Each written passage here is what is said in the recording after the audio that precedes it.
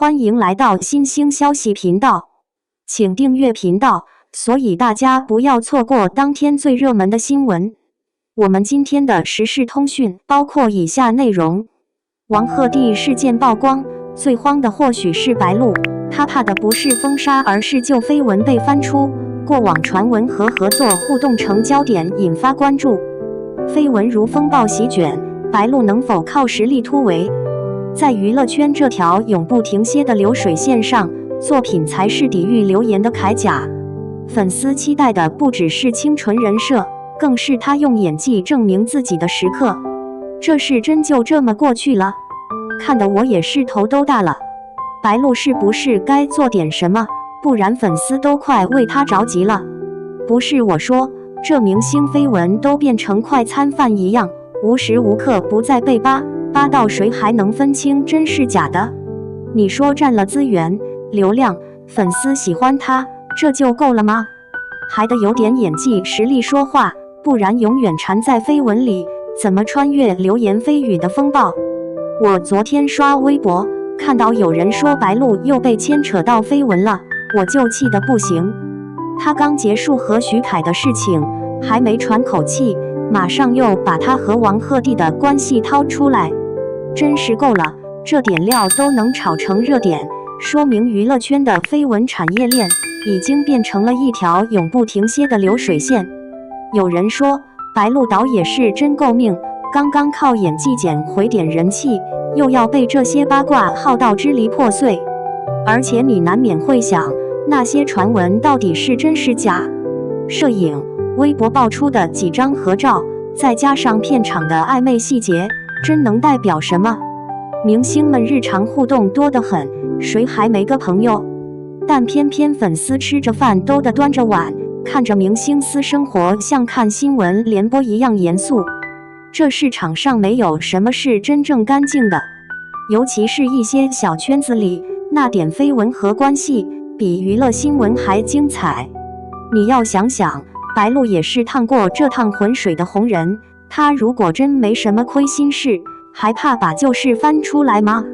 不过粉丝还是看作品的，白鹿如果能多演几个有深度的角色，把自己蜕变成真正的实力派，绯闻再多也阻挡不了粉丝的喜爱和市场的认可。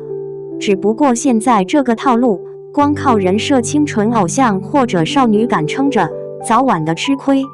人家班底强，作品好的演员早就开始靠档次说话，把自己转变成多面手。你会发现，绯闻再闹，也难以撼动真正的粉丝基础。行业内早就看明白了，明星的热搜80%靠绯闻和八卦捆绑，剩下的才是真正的作品价值。有些粉丝可能会说，他还在努力演戏啊，不追负面新闻。但我看啊，这都只是表面功夫，真打铁还得靠真作品。要是真有点实力，哪怕被扒出点八卦，反而能让人更看重他的多面性。不过你说啊，白鹿这种焦虑还能解吗？这个行业就是这样，你不让绯闻折腾，绯闻会自己找上门来。他要是还想要粉丝，继续演好作品，但问题是，这个过程漫长的让人受不了。难道真就只靠努力和作品说话？可明星光环背后的压力不比我们普通人轻松。于是我只能想，这些明星的努力到底是真努力，还是在演一场绯闻风暴里的角色？他们是不是都知道，微博、头条、抖音上这些碎片化的新闻，只要一刮风就可能被翻出来，掀起一片浪？这点操守和抗压能力，谁都不知道谁能坚持多久。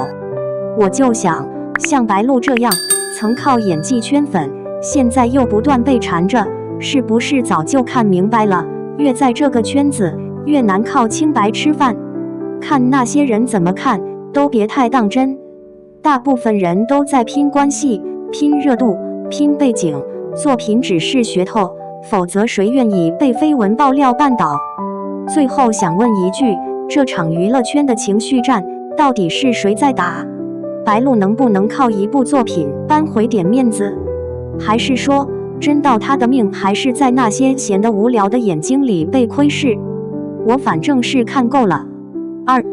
王鹤棣酒店争吵录音曝光，10年恋情竟是职场纠纷，谁在偷听明星隐私？2025年8月25日凌晨，新疆某酒店走廊，一个举着手机录音的身影紧贴房门。微博用户文艺女星 Yuki 自称录到王鹤棣与女性27分钟争吵，还晒出印有酒店名称的房卡定位。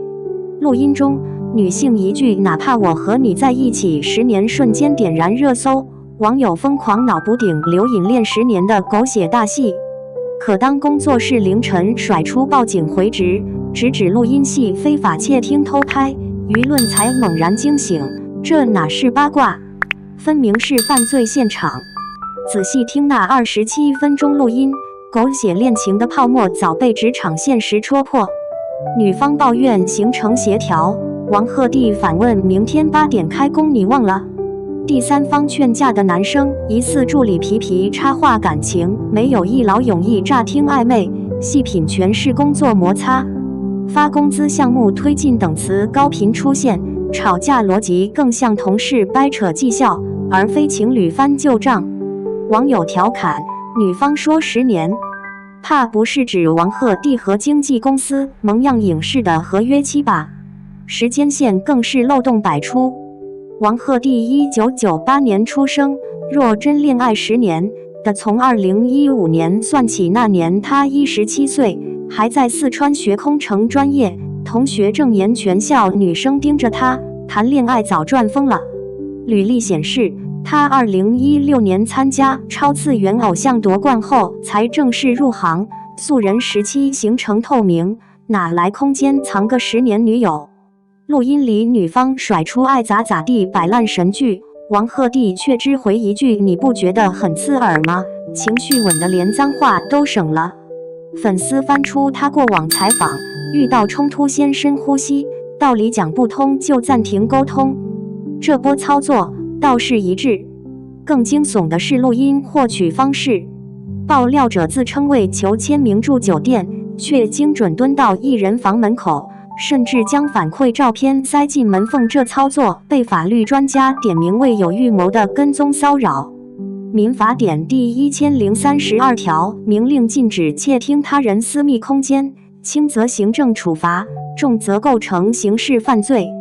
而录音中劝架者皮皮的声音清晰可辨，网友推测当时房内至少3人，偷录者就在旁边，是团队内鬼还是私生埋伏？细思极恐，工作室的强硬反击揭开内娱维权新篇章。声明不扯恋情真假，直指非法窃听本质，当天完成证据保全并报警。对比过往明星冷处理私生事件，这次司法介入堪称降维打击。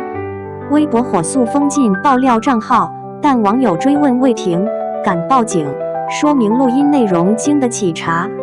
律师解读，若证实录音剪辑造假，爆料者可能担诽谤罪，即便内容真实，偷拍行为也已违法。双引号，私生乱象早非饭圈新鲜事。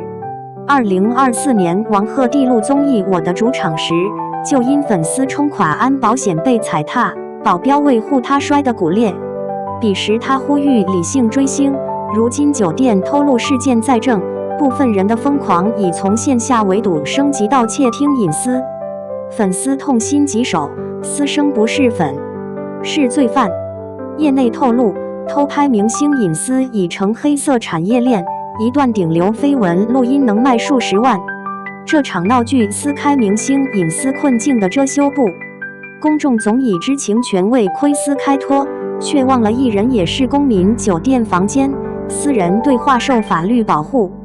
当文艺女星 Yuki 们举着爱偶像大旗窃听时，早把平等尊重踩在脚下。王鹤棣录音中那句无奈质问，或许该问给所有人听：你告诉我说，我以后不要再斩钉截铁地说这些事。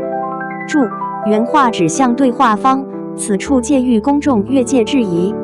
法律铁拳已挥向灰色地带，但真正的症结在于，若看客们仍为27分钟明星隐私狂欢，下一个偷拍者就仍在路上。